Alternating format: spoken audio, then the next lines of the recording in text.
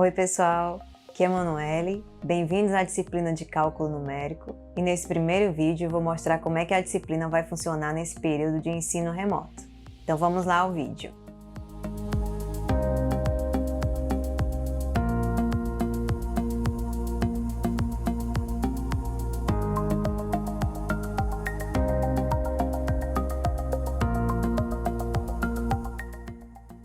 Olá pessoal, vou apresentar para vocês agora como vai ser a disciplina de cálculo numérico nessa nova modalidade de ensino remoto.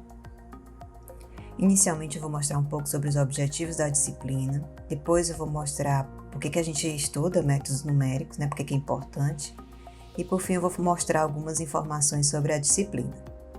Quais são os objetivos da disciplina? Os objetivos da disciplina são, primeiro, conhecer os diversos tipos de métodos numéricos, depois saber como implementá-los em uma linguagem de programação.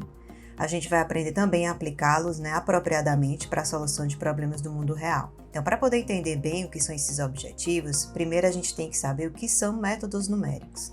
Métodos numéricos são programas de computador que resolvem problemas matemáticos, fornecendo resultado numérico geralmente aproximado. A vantagem dos métodos numéricos, mesmo que essa solução seja aproximada, a gente ainda consegue obtê-la com um certo controle de erro. Vamos ver alguns exemplos de quando usar métodos numéricos. Primeira situação é quando o problema não tem solução analítica. Então, se, por exemplo, vocês tentarem resolver essa equação x vezes e elevado a x igual a 3, vocês vão ver que ela não possui uma solução analítica, ou seja, ela não possui uma solução através de fórmulas matemáticas. Você vai encontrar uma solução aproximada. Então, para isso, você vai ter que usar um método numérico. Outra situação é quando o problema ainda possui uma solução analítica, mas, dado o tamanho desse problema, ele pode se tornar impraticável para tentar resolvê-lo, tá certo? Então, um exemplo é na solução de sistemas de equações lineares, quando você tenta resolver um sistema de tamanho 10.000 por 10.000 usando a regra original de Cramer, que é aquela regra que a gente aprende no ensino médio, tá certo? Para resolver sistemas de equações. Não sei se vocês lembram, mas nessa regra a gente tinha que calcular vários determinantes da matriz para poder solucionar o sistema. E isso, pessoal, num sistema de tamanho 10.000 por 10.000 é impraticável de se fazer usando o computador. Você vai esperar anos e anos pela solução, tá certo? Então, o que a gente precisa é utilizar métodos mais eficientes, mesmo que eles não produzam soluções exatas, certo?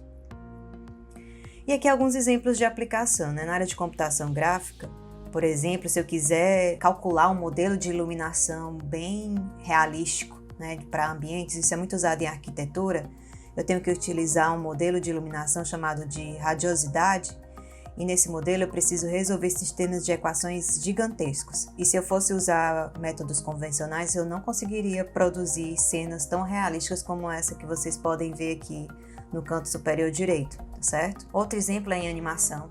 Fazer animação usando keyframes, usa interpolação, que é um conceito que a gente vai ver um pouco na disciplina. E nesse caso aqui desse filme específico, do Star Wars, do episódio 2, a movimentação da túnica do Yoda foi toda feita usando sistemas de partículas e sistemas de equações diferenciais ordinárias. Apesar de a gente não estudar nessa disciplina, equações diferenciais ordinárias, mas vocês têm ideia de que existem métodos numéricos desse tipo para resolver essas equações e que eles são aplicados, pelo menos na indústria de cinema e animação.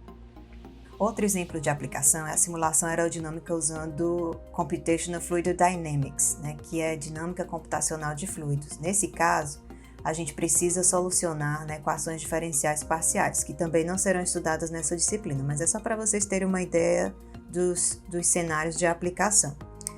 E por fim, eu peguei aqui uns exemplos de engenharia mecânica, onde você pode resolver sistemas complexos de massa-mola também utilizando métodos numéricos, tá certo? Bem, agora o que a gente vai ver é como é que funciona essa resolução de problemas usando os métodos numéricos. Eu vou mostrar aqui, passo a passo, bem genérico, que é o que a gente vai seguir para quase todos os tipos de métodos que a gente vai estudar ao longo da disciplina, tá certo? Primeiro a gente começa com um problema no mundo real. Então a gente quer resolver esse problema.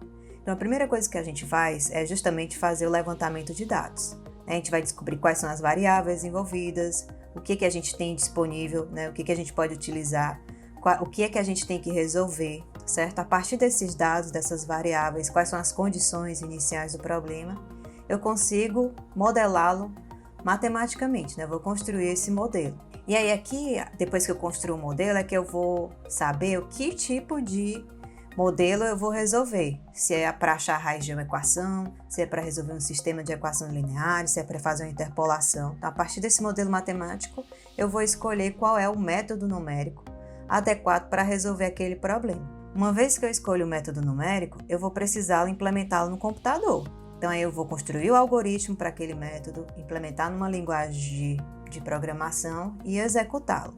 E aí eu vou produzir uma solução numérica, né? Então, com essa solução, eu vou analisar, né, os resultados para saber se fazem sentido, se estão realmente produzindo uma solução adequada, certo?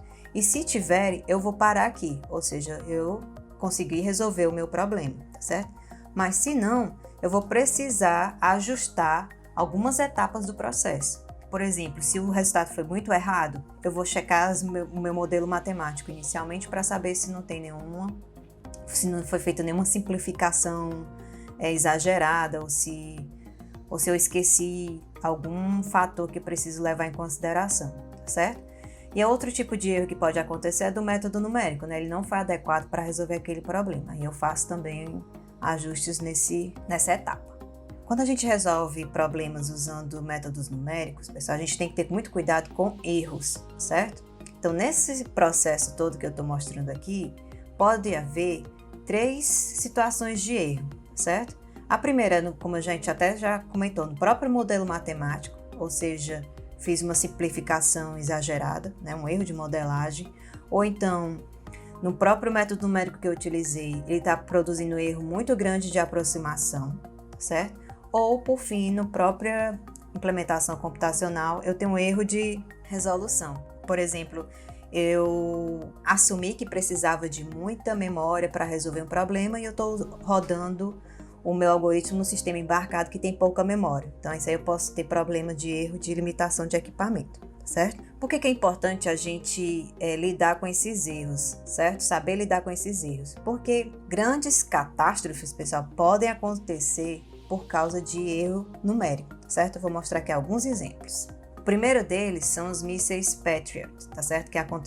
Esse problema que aconteceu na Guerra do Golfo, né, em 1991, onde houve uma falha no lançamento dessas baterias antimísseis, né, que são esses mísseis Patriot, lá numa base americana, lá na Arábia Saudita, né? O que foi que aconteceu? Eles sofreram um ataque, essa bateria antimíssil falhou, o sistema calculou errado a trajetória, né, do míssil e não conseguiu contra-atacar, né? Por causa disso, 28 soldados americanos morreram e outras 100 pessoas ficaram feridas, né?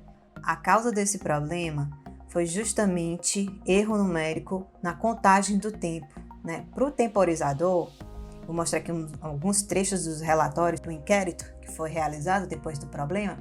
Esse sistema, né, de bateria antimíssil, ele calcula a trajetória, ele funciona em 3 etapas, né? Primeiro ele detecta a presença do projétil, depois ele faz um cálculo, né, para saber onde é que o projétil estaria. Então ele valida, né, essa presença e na próxima etapa ele atingiria o míssil, certo? E aí ele usa um sistema de temporizador para poder calcular essa trajetória.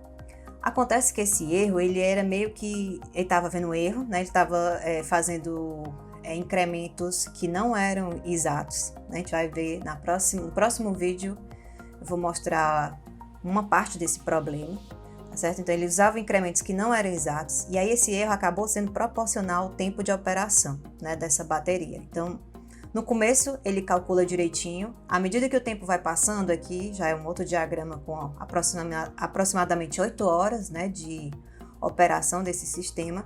Ele já tem uma pequena, um deslocamento aqui da área que ele deveria considerar como correto, né? E o problema que aconteceu lá nesse acidente foi que a bateria já estava funcionando há aproximadamente 100 horas.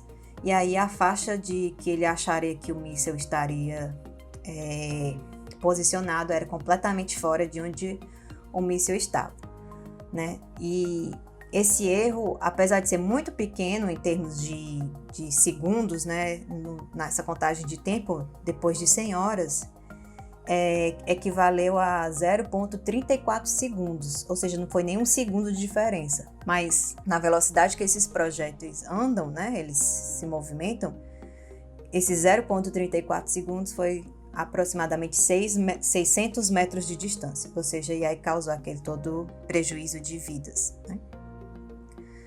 Um outro exemplo é o do foguete Ariane, né, o Ariane 5, que foi lançado da Guiana Francesa em 1996. Né?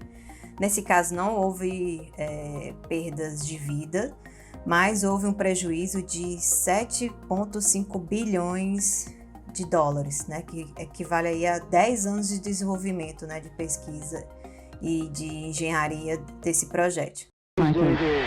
Attention pour décompte final. A final decision to go was taken. 10, 9, 8, 7, 6, 5, 4, 3, 2, unité, feu. Allumage.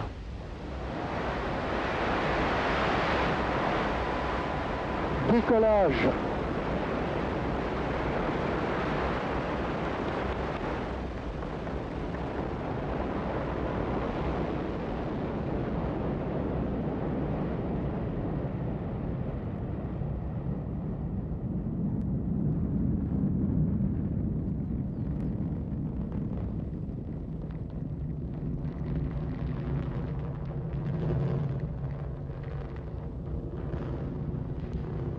Tous les paramètres propulsifs sont normaux et la trajectoire est normale.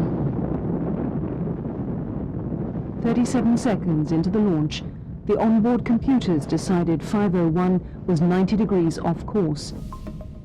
Então, vocês acabaram de ver o vídeo e aí o que aconteceu? Todo esse problema foi por causa de uma conversão errada, né, de um número que era a velocidade, né, uma das velocidades do foguete que estava sendo calculada usando 64 bits e precisou passar para outro código com a precisão de apenas 16 bits. Né? Então, nessa conversão, uma hora essa velocidade chegou a um número muito grande que o número de 16 bits não conseguiu representar. A gente vai ver isso nos próximos módulos, que isso é um erro de overflow, quando você tenta representar um número que não cabe no sistema de aritmética de ponto flutuante que você está utilizando, certo? Então, tudo isso, praticamente uma linha de código causou todo esse prejuízo. Eu vou colocar também um link aqui nesse vídeo, na descrição do vídeo, para um outro vídeo que ele explica bem direitinho todo esse problema, por que esse erro aconteceu e esse desastre aconteceu, tá certo? Com base nisso, temos que ter cuidado, né? Quando a gente vai implementando os nossos métodos numéricos, a gente vai poder definir uma tolerância que a gente quer aceitar para esses erros. Então, agora eu vou falar algumas informações importantes sobre a disciplina.